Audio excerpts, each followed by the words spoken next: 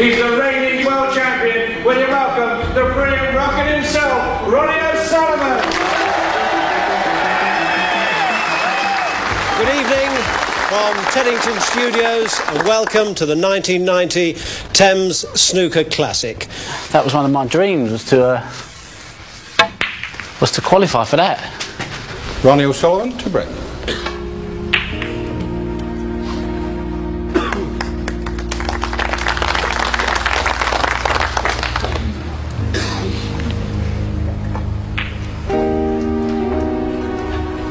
Great shot there from Ronnie O'Sullivan. Yeah, that was when I was a good player. I was 14. And I remember Steve Davis commentating. Advanced positional play. And Davis said, that's not advanced positional play. And it was, because it was like, I knew that red was there, but I just knew that once I get the reds open, it was game over. Steve Davis was saying now, this kid is fantastic.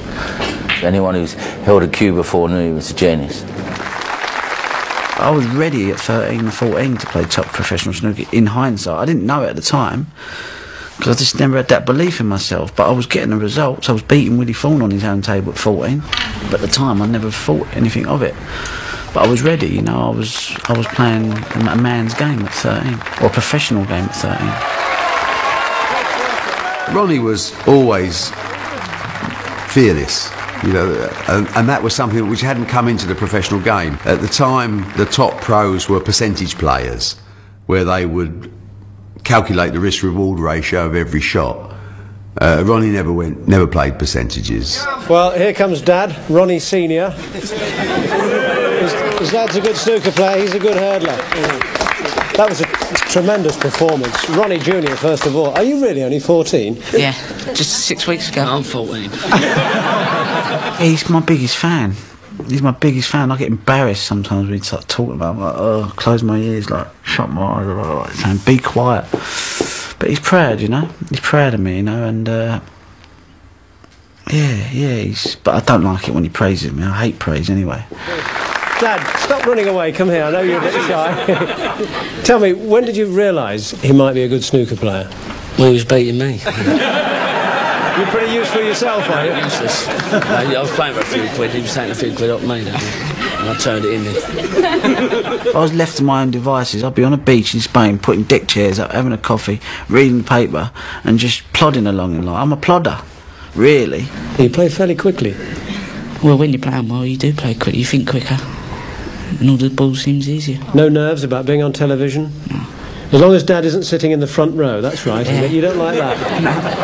So Dad knows his place, and yeah. You certainly seem to know yours, Ronnie. Well done. Thanks. Yeah, so that was my first debut on telly. It was all downhill after that. Was.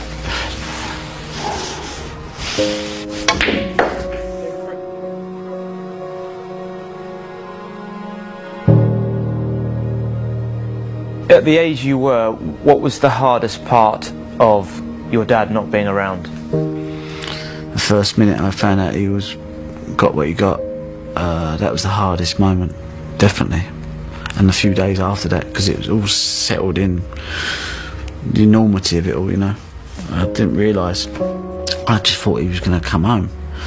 I just thought, go through the thing, everyone was saying, you know, it wasn't, you know, it was just an accident, really. You know, for two people in the wrong place at the wrong time.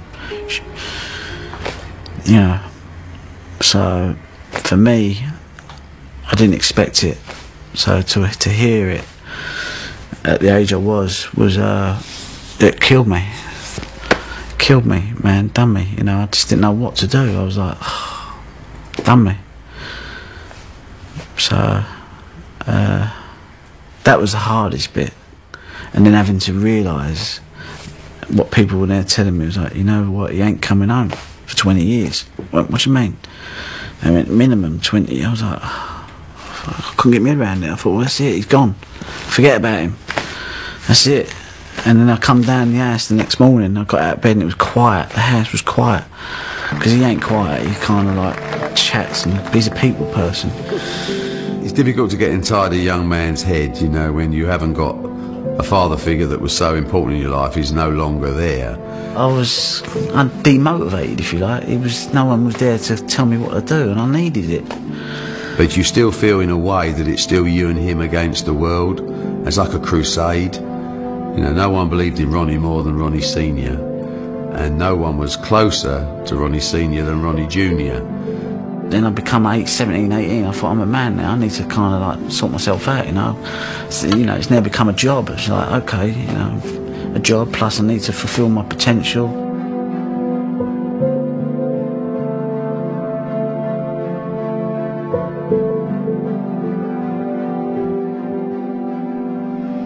Yeah, a proud moment. Definitely a proud moment, because obviously, you know, I knew how much it meant to him. You know, 12 months before, I lost to Cliff Wilson before the television stage, and I remember going back to my hotel room, crying my eyes out. I smashed my cue case on the floor. My cue come flying out my cue case.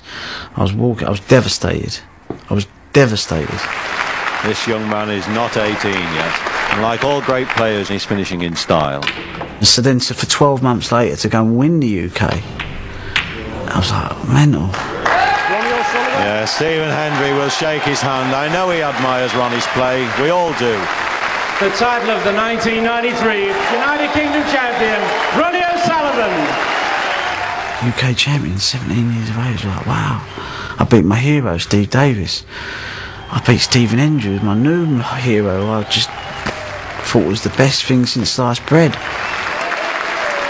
We snooker players in the inside, we knew how good he was, so although maybe it was 1 year too early he won it, it wasn't a surprise because we know how good he was.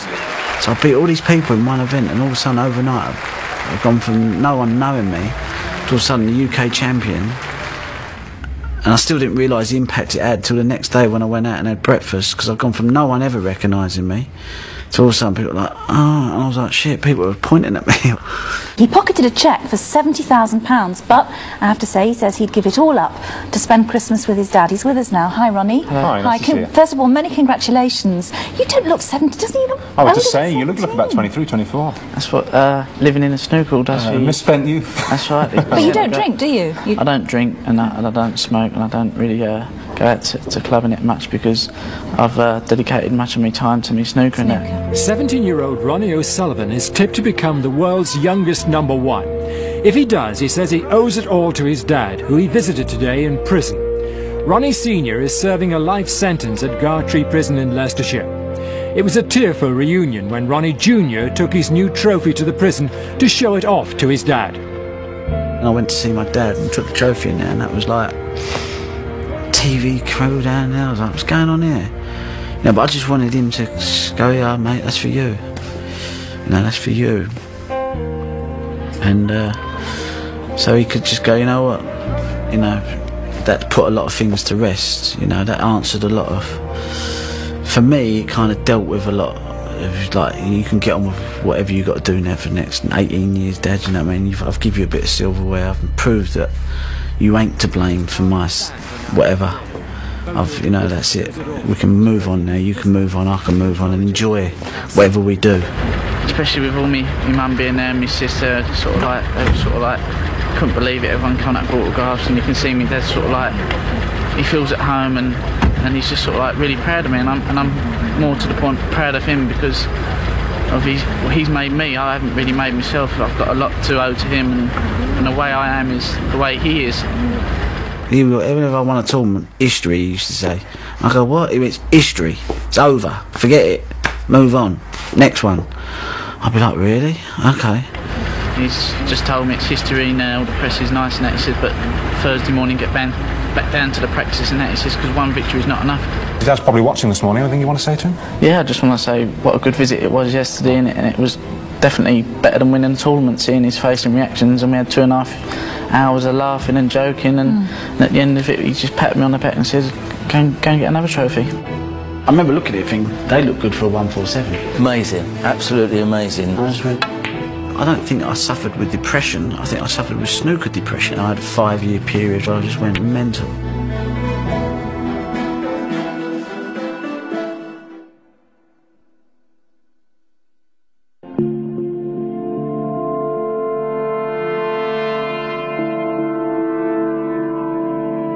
This is a picture Damien Hirst done for me, my friend, and it's my first 147, 5 minutes 20 seconds, and I remember when I first see it, I went, that's my first 147, without Damien even saying anything. So I remember this red. And I remember that black going over there. I just remember thinking, I remember looking at it thinking, they look good for a 147. He had a 147 in 5.5 minutes. Don't think that'll ever be done again. Impossible, I think.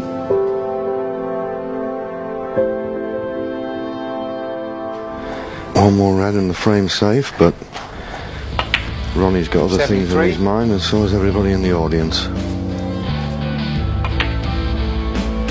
Could be a 147. I don't believe this.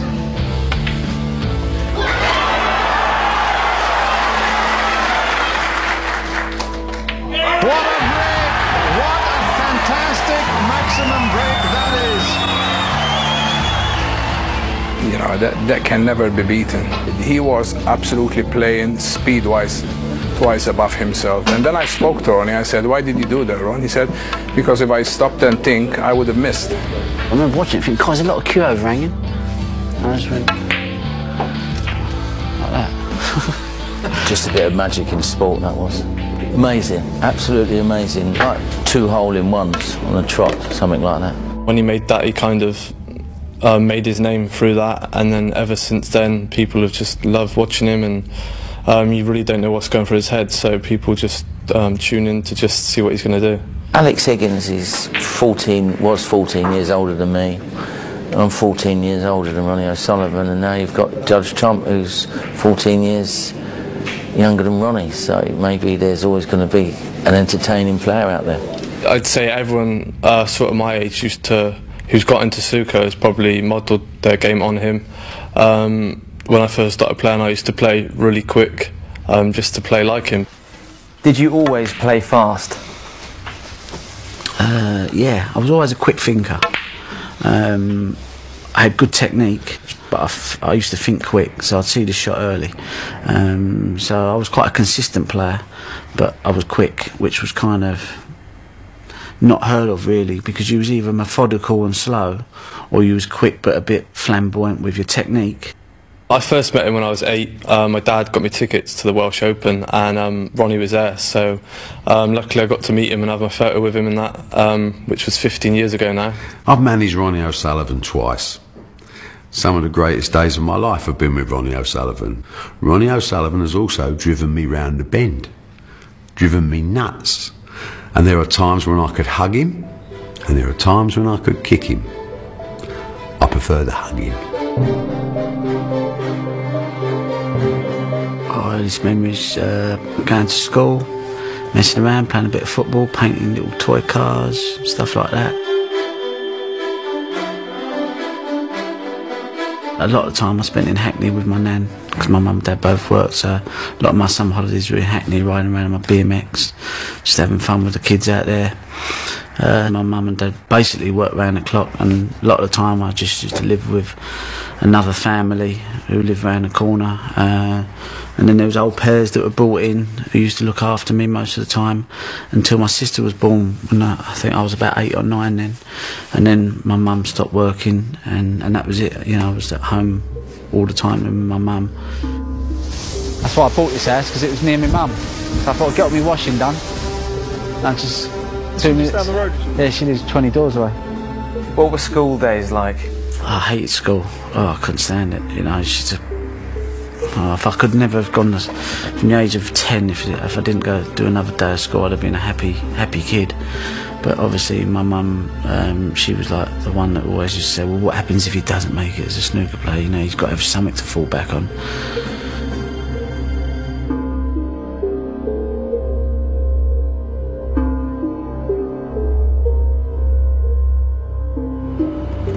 You know, I had a 5-year period from the age of 19 to 24 where I just went mental. My dad was banged up, my mum was away, I was up that prison, then visit my mum here, and I'd lost my licence, and I just thought, you know what, I just lost the plot, and I just went out and had a good time for 4 or 5 years, and just... What do you feel about that? I'm just gutted, you know. I knew in the back of my mind that my dad was there going, you know what, up in the morning, run, do your 3 mile run, get showered, down the club, 10 in the morning, back home for 5, have your dinner, in bed by 9, early nights, up in the morning, bump, fine pin, healthy body, healthy mind. I had that voice in my head. So when I was out having late nights and I was out doing whatever I was doing, I had that in the back of my head. But they wasn't here. So they, in a way I was like, well, no one's here to tell me what to do. It's as if I needed someone to put me in my place. And I still kind of need that sometimes. Sometimes he doesn't have the confidence in his game or in himself to deliver. You know, sometimes he needs an arm around him, and sometimes he probably needs a clip round the ear. Foul. Oh, that's amazing, isn't it? Because I've been unhappy for quite a bit of my life, you know.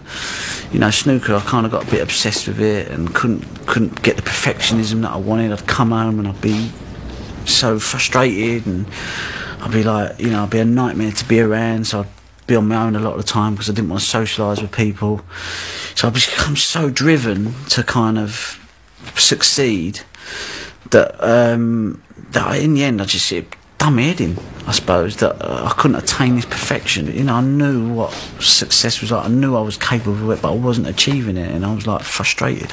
And I was seeing other people getting results that I thought, you know what, I should be blowing them away. His biggest strength is what God gave him. He's a natural player, he's born to play. His biggest weakness was Ronnie O'Sullivan himself. Well, this is a bad mess. I don't think I suffered with depression. I think I suffered with snooker depression. Do you know what I'm saying? I don't think I'm a depressed type of person. I just think I suffer with a depression to do with snooker, and I couldn't handle it. I just couldn't handle it. You know, I could go out and play, but take me out of there, I couldn't do life. I couldn't do people. I didn't want to socialise. I had a social phobia. You know, so I had to kind of. It was a nightmare. My life felt like a bit of a nightmare. I found running, you know, by mistake. I'd been out on a bender, I went down the gym, thought I've got to get myself sorted. The geezer here said, I'm going to run, you want to come? I went, oh, I'll go here. He took me on a run, he killed me. And it was outdoors, it was fresh air, it was the complete opposite, and it gave me like an endorphin rush that I'd never had before, you know. And it helped me manage my snooker better. It helped me deal with the stress and the pressure and the frustrations that I found myself with the game that I loved. I kind of have this thing of like, I love being outdoors, I love the fresh air, I love being over the woods in the forest, and it kind of gets me away, and I feel, you know, I want my ashes over the forest. When I'm dead, I want to be ashed up and thrown over the forest, mate, because that's where I've battled a lot of my demons.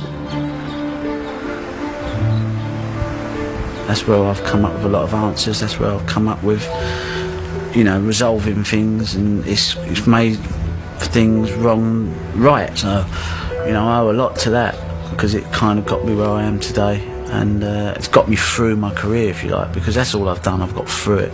All right, I've been successful. All right, I've won tournaments. All right, I've done this. I've ticked the boxes. I've won the world titles. I've won that. I've won that. I've won it 4 times. So I've ticked the boxes. I've become not just a world champion, I've become a multiple, you know. But I could have easily jacked it in after the first one. So for me, getting outdoors and being laid back is kind of me saying, you know what, that's where I'm happiest, if you like.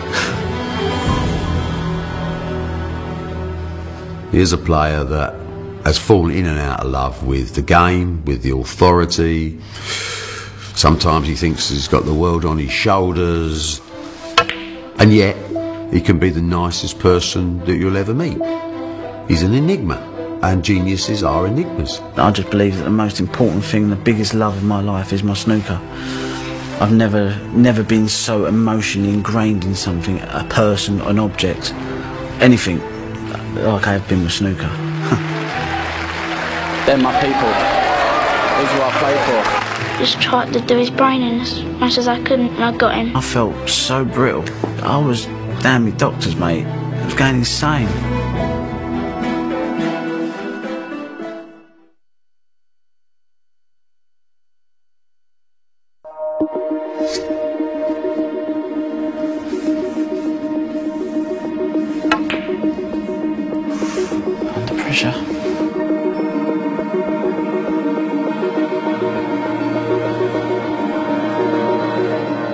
2000 when I come out of rehab. That was a big season for me. Will you welcome Ronnie O'Sullivan and Mark J. Williams? Well, I thought, you know what, I need to sort this out. I was at a make or break point. I just come out of rehab.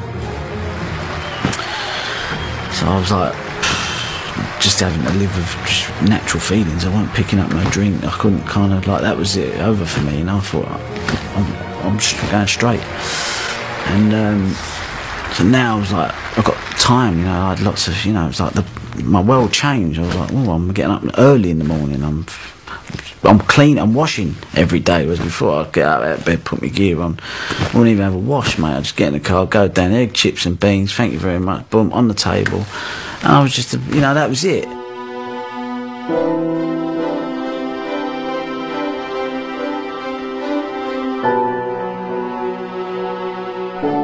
The week's major attraction, Ronnie O'Sullivan. Now I'm getting up, I'm going for my run, I'm fit, I feel like my eyes are, I'm seeing things. It's like, wow, I've got this new intensity about myself. At 4-1 to Mark Williams, the world champion looked as though he was on course for the £100,000 first prize. Now it's wide open, 4 frames each. So I kind of started, you know, working on my technique, working with a coach. I'd go to Bristol once a month, and some days I'd be up there and I'd be like, oh, I'll be so tired. Well, I've been at the table for 6-7 hours just working on stuff. Ronnie O'Sullivan, 77 under 3. This fast-flowing, fluctuating final ebbs once more in favour of the fans' favourite. Ronnie O'Sullivan is 6-5 up, on the verge of being the Champions Cup winner. I knew my game needed to change for me to be able to win the world title because I was too inconsistent. The bad habits that had crept in wasn't going to allow me to sustain it for 17 days. So I knew I needed to work on my consistency and know that I could get up and have a formula that I could take to the practice table, and if something weren't right I could change a couple of things and I was away again. Ronnie O'Sullivan, 91. £100,000 and the Champions Cup. Fresh outlook, new perspective, an improved person, an improved player, and no more popular winner than Rocket Ronnie O'Sullivan. And there ain't much time for fun and games. There ain't much time to have people putting yourself in situations where people want an autograph or they want a photograph or they, you know what I mean? You just have to kind of make sure that you're in a safe place sometimes where you can just recharge to go and do what you need to do, because that is what it's about. How do you feel yourself, Sam? I was emotional because I've obviously been through a lot of stuff in the last few months, and I was that close to quitting the game, and I've been saying it for a long time, and I've just had to get my life in order, and thankfully I've managed to do that. And life to me is much more important than this green baize and a bit of wood, because that's ruled my life for the last 6-7 years, because I've always wanted to give the public what I know I'm capable of, and I haven't been able to do it. And even though I talked about letting go of it, I couldn't walk away from it. I just couldn't do it. It wasn't in me. I hadn't achieved what I knew I should have achieved. So it was like I had to keep going. I'm just going to enjoy my life, and I'm going to be playing snooker for a long, long time, and I really appreciate all these people here, because they're my people. These are what I play for.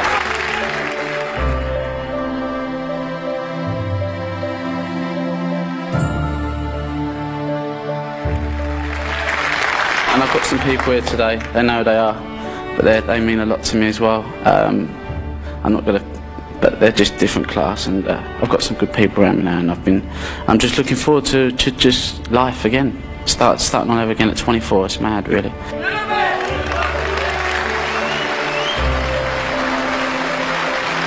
great champion, Ronnie O'Sullivan, ladies and gentlemen. Even during those big victories, how much were you battling with it? Yeah, I mean, I remember doing a radio interview in 2001. I mean, I was going into that World Championships as clear favourite. Out of 12 events, I'd won 6. Everyone around was saying, well, he's guaranteed he's going to win it. But I was suffering. No one knew that a week before that World Championship, I was down with doctors, mate. Couldn't even, social phobia, I couldn't be around people. And the girl I was with at the time, she was really concerned, you know, she was like, wow, this is not, you know, you really ain't well. And I went to Sheffield and I was in my room And they said, can you do a radio interview? And I felt so brittle. I couldn't. I said yes. But I thought, how am I going to get through this and not let them know that I'm suffering? So I thought, we'll go with it. And so I was blabbering on. I was like spurting these words out. I was like, ugh. I thought, what am I saying? And I just went to her. I said, you know what? And it was live. I said, you know what? I said, I really ain't feeling too good. I said, I'm suffering here. I said, talking to you. I said, I don't want to be here. I said, I'm struggling. I thought, I can't hide this. I can't hide anymore. The more I tried to hide, the more I tried to not let people know I was feeling, the more I was feeling like, I felt like I was going insane.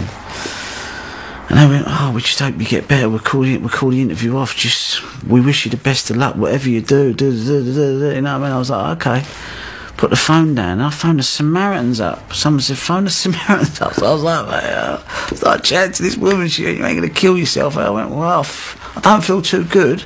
I said, but I don't think I'm going to kill me. I said, because I knew that if I'd stopped the snooker, a lot of my demons would have gone. But like I said to you before, I couldn't walk away. Because I still had to do what... I had my dad in there. And every time he said, I see you on the telly, he said, it's like a visit for me. And I was like, oh, I've got to play. Because that's all he looked for. He said, the only things I look forward to are visits with you. And should you come and see me once a month? And I'd be like, okay. So that was a kind of pressure in itself. But I loved seeing him. And I wanted to see him. And then when he said to me about watching me on the telly, he said, I love it, you know, put the kettle on, see you. He said, like a visit. He said, I sit there and no one comes in. He said, because I don't like anyone rooting for the other player.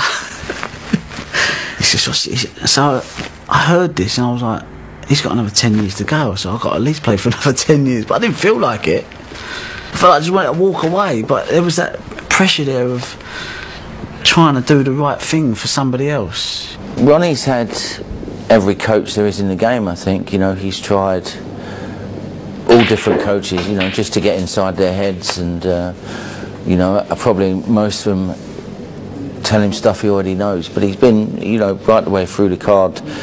You know, he's picked everybody's brains, and he's at peace when he's you know, when he's confident and he's at peace. There's no one can beat him. I knew I needed to kind of find some sort of game that could survive and get me through. And I worked with a coach for a year and bang, we won the world title.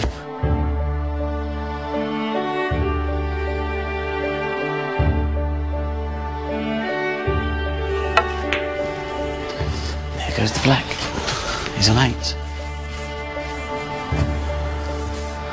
The balls are perfectly placed. Could this be his first world title?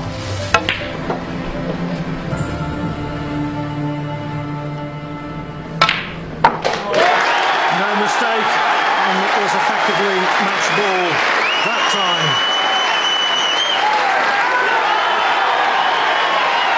John Higgins is in first in this fray with 45, but Ronnie O'Sullivan wins the Embassy World Championship. Massive relief, and that was it. It was like massive monkey off my back, and like the pressure had just gone out there. This has been the fulfilment of an outstanding talent. It's a fantastic feeling for me. Obviously, winning the Embassy World Championships was a great feeling for me and everyone around me. You know, we've worked so hard for that, but obviously I want to put that to the back of my mind now. I started to win a few tournaments, I started to pick a few trophies up. I started to feel good about it, and I was like, God, why didn't I do this from day one? Because I was meant to be the youngest world champion at the age of 11, 12. I just got off on being in a snooker environment, and you know, I was just around adults all the time, so it was good banter. The lads were always taking the mick out of each other. There's always people playing pranks, you know. It's like its own little soap opera at the club, you know. There's all little, he was going out with it was just all a bit of a, yeah, it was a good buzz, you know. If I wasn't there, I felt like I was missing out on something. My uncle got a table for his son, and I went over his ass. and I started playing that, and I thought it was good. I couldn't hit a ball to save my life, and then my dad got me a table at Christmas, and I weren't allowed to play on it until Christmas. And we had it in for 2 weeks, and he kept saying, no, you're not playing on it. And I used to cry, and he used to play all his mates. My dad kind of invested a lot of time and money, if you like, into supporting me, making sure that I could get to tournaments, making sure that I get taxis to the snooker club, make sure my table bill was always paid, my food bill was always paid. All he asked was for me to not mess around, and when I was there to put the effort in and not play the fruit machines, because I went for a spell of playing fruit machines. I couldn't help it. I was like £200 jackpot. I was only like 9. I've got to have some of that. My dad used to come in and think, God, that's a big bill, 70 quid. He used to wonder what I was spending my money on. He said, and then one day he come in and my dad put a couple of quid in the fruit machine. He said, and I just see this little head pop up. He said, and you were looking under the reels. He said, and then I realised where all the money was going. What kind of things would you get up to in the club then? You wasn't allowed to bring your own food into the club, but I just wasn't going to eat their burger and chips and their fried food. I was on a health kick, so I'd bring in my own food, my own sandwiches, and she'd go, you're not allowed to bring your food in. I go, oh, I'm really sorry. I said, but you got a spoon for me yoghurt and that, and she'd be fuming. You could see there was smoke coming out of her ear rolls, but it was just little things, I mean, there was a lot of banter with the other lads, it was just good fun. How do you feel when you watch snooker on the television, you see the Steve Davises and everybody else? Is that where you're headed? Yeah. Yeah. How big do you want to be? 5'10". Yeah? Yeah. He obviously meant how big did I want to be in the sport, but I said I want to be about 5'10". And I just remember everyone laughing. I thought, what are they laughing at? But then, like, obviously, when I watched it back, I was like, oh, okay. I know why they're laughing now. But that's all I wanted to be, was 5'10". I thought that was the perfect height for a snooker player.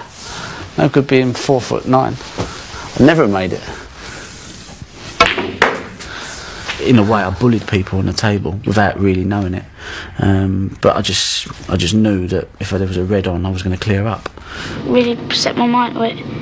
Really concentrated, and I really slowed my game down because he's a very fast player, and just tried to do his brain in as much as I couldn't, and I didn't, and then he started missing balls, and I got him, and then I won the game 3-1. The obvious question is, what do you make of Ronnie O'Sullivan? Only 14 6 weeks ago. That's right, a great player, and I've played him in a couple of exhibition matches and proved today that you can do it in front of the cameras, and I don't really think that even Stephen Hendry was putting the no sort of breaks on the television at 14. But I kind of learnt off of Steve Davis, if you like, when I was a youngster. That was who I wanted. He was my role model, so I used to copy everything he used to do. I used to watch all his videos, all his games. I'd watch how he'd walk around the table, his cue action, everything. I mean, I copied him to his waistcoat, his shoes, everything. There wasn't anything I missed out, because he was my role model. So would you watch Steve on TV and sort of make mental notes about how to dress and how to play? Well, a lot of it was visualisation, really. You kind of visualised how he got down to the shot, where his body was, where he was on the table, where his arm was, how his arm was bent, where his head was situated, where his shoulders were. I'd studied the whole lot, how his leg was bent, this one was straight, the levels of his hips. I studied him like you wouldn't believe. Bang on that left eye, I like it. I suppose it was obsessive if you look at it now, but I think you need to be. For me to have got to that level, if I wouldn't have been thinking like that, then I could have just been, an average player, but I didn't want to be. I didn't realise I was what I wanted to be. I just knew that if I was going to do it, that he was the man to follow, and I had to follow every little detail to the last, and every little detail mattered. He loves his kids. I remember him looking around and going, wow, what is that? I wanted to win more world titles and got the flavour. Success was lovely. Don't ever doubt me. Don't ever tell me that I'm gone. I will let you know when I'm gone.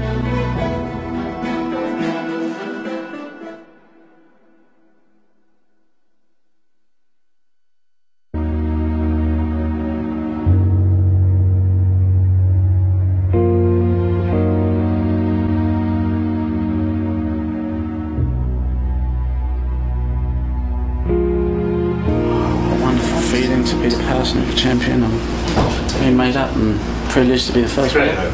Ronnie's just a genius, really. Easily the best player that's ever played. He sort of plays like he don't want to be there, but you know that he's trying his life out there. Power play. He gives off this aura when you play him. He puts you under more pressure than anyone else, so it's always tough playing him. I'm a good friend of his. He's a smashing kid. Well, he's a man now, but he's always been a smashing kid and got a heart of gold. And I just hope that he can get up when he plays snooker and enjoy it, because everybody enjoys watching him. What, me, Jimmy and Ronnie? We're in an unbelievable situation to watch Ronnie Wood and Keith Richards playing the guitars. It was a nice hot day, I remember it. So he was having a few drinks. We was sort of having a few drinks with him, and then they sort of told us, you know, you have a game of snooker. And then Ronnie said, come, we've got to play snooker. So I was like, all right, so we went and played. And we'd been up all night, and if I remember it, it was like out of 11 frames, there was 10 centuries. So that was an amazing bit of snooker. He beat me 6-5, I remember it. I do remember it, I've got quite a good memory. I bet that was a great night as well, wasn't it? Can't remember it. He can. And I remember Can to Keith, I was just drinking vodka and orange. So I was like a little bit, that's probably why I was potting all the balls. And he kept going to get me my drink, and then halfway through it he went to like Mozart. And I remember watching Mozart when I was at school, and he was like this genius pianist. So for Keith to say that, I was like, oh, he must be impressed by this, you know.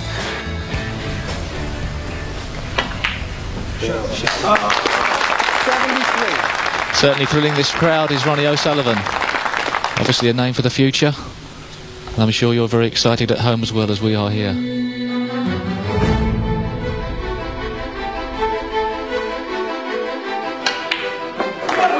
O'Sullivan, 22, frame and the match. Quite simply magnificent. He takes the Embassy World Championship as the Crucible audience give him a standing ovation. I wanted to get better. I wanted to win more world titles and win more UKs. I got the flavour now.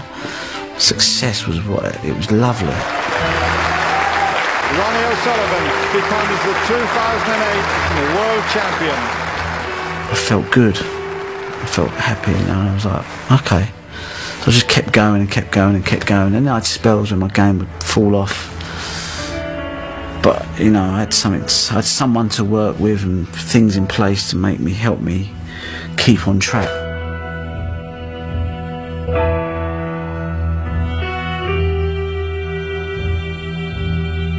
How Ronnie's coped with it and how his dad's coped with it has been remarkable, really, that they've come through this really long, difficult, 18 years or so period. And now, of course, they're back and bonded again, and they're best mates as well as being father and son. Sum up your dad then, what kind of guy is he? How would you describe him? Heart of gold, loyal, and hungry. I'm not hungry, you know. I'm a bit more laid back. I'm a bit more, oh yeah, see what happens, go with the flow. On the snooker table, I'm hungry, you know, I'm ferocious. But away from it, I just can't be bothered. I just let things go. I go, oh, don't worry about it. You know, if someone's done something wrong to me, I go, that's all right, I don't care. You know what I mean? I sometimes think I'm too laid back to let too many things go. And really I should have a bit more of a, you know, go-get type of attitude, you know. Because I admire that in people. All my friends have got that. They get up and go and they like, and I just buzz off of them. But I can't be bothered. I'd rather go running, have a bald egg in the morning, read me paper and just chill out. Go to a walk over the forest, get me mountain bike out, put the 2 kids in the back, fresh air, cup of tea and a muffin, weigh them in, get them tired, bring them home, put them in bed, I'm done.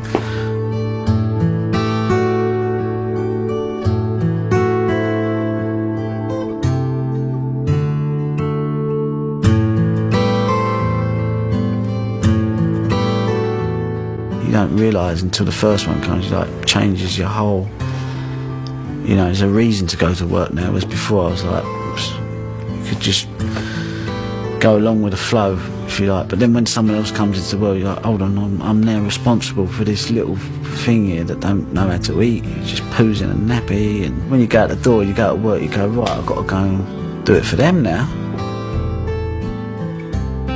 This young lad is making the game look incredibly simple at the moment.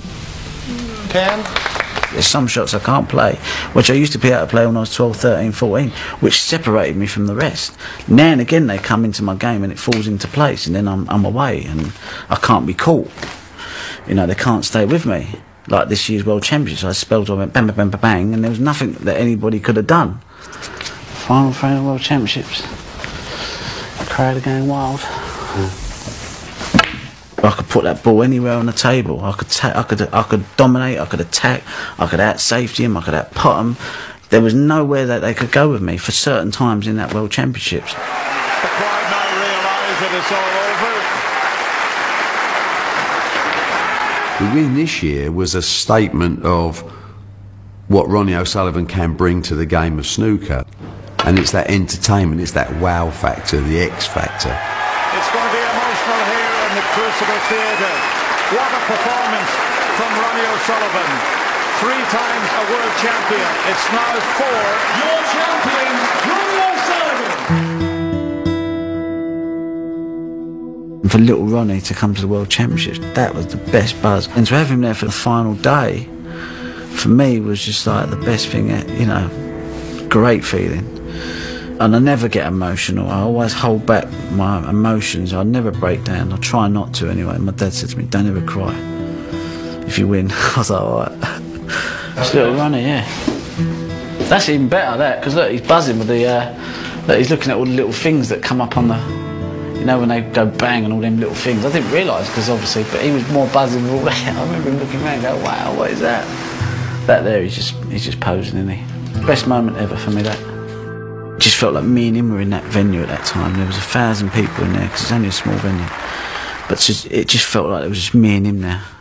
I was going through, putting him last balls, and I was like, come on, hold it down. I hold it down, but it was just like a mental feeling, because, you know, I've been through a lot the last few years, and my bond with him is so strong in a way that it kind of like, it really, it was only me and him now.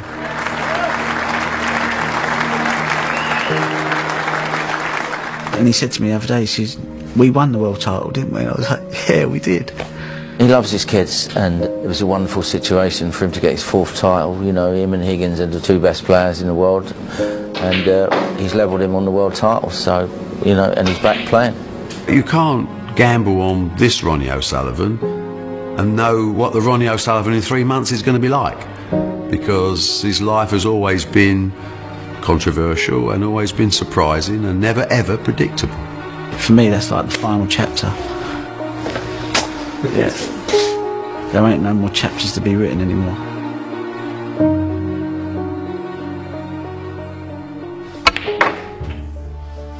Done it all. I've seen it through. I've done what I've had to do. I've made my kids proud. I've done whatever I've had to do, and I will continue to do that as a father.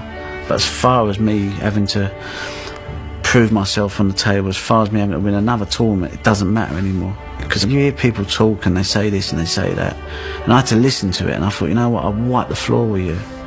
But you're out there doubting me, and you're out there thinking you could beat me. So I had to just do that and go, yeah, that's what I've, you know, done. You know, I'm still the best player in the world. And that's what I said to him afterwards. I said, don't ever doubt me. Don't ever tell me that I'm gone. I will let you know when I'm gone. And now ain't the time. And it ain't for the next 3 or 4 years if I wanted it. But maybe I'm going to choose not to. Who knows?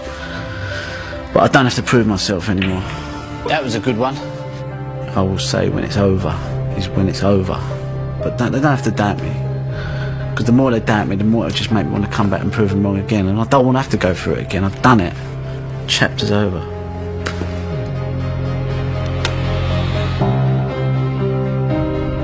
Tomorrow night at 9, Jeremy Wade is tracking a fish known as the ball cutter.